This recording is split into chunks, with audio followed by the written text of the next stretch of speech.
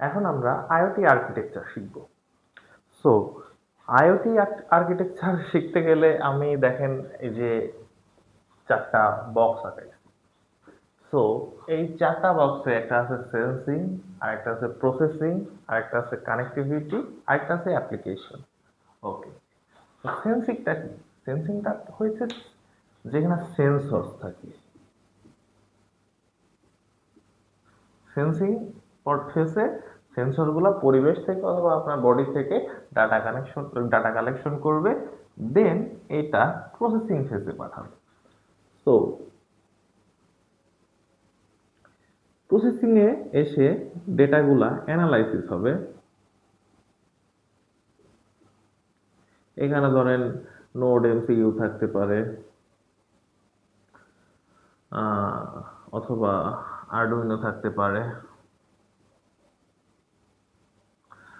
এগুলো হলো micro controller অথবা মাইক্রো প্রসেসরও থাকতে পারে, বিভিন্ন কিছুই থাকতে পারে। আমি এই ব্যাপারগুলো নিয়ে আরো বিস্তারিত সামনে বলবো আর কি।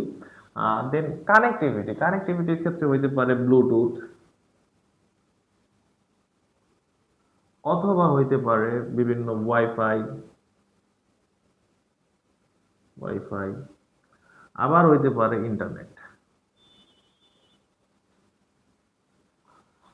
তো কানেক্টিভিটির মধ্যে ব্লুটুথ থাকতে পারে, ওয়াইফাই থাকতে পারে, ইন্টারনেট থাকে। কানেক্টিভিটি বলতে যে এই আমি যে আমার অ্যাপ্লিকেশনের সাথে যে কানেকশন করাবো এই প্রসেসিং ধাপের, সেটা আর কি।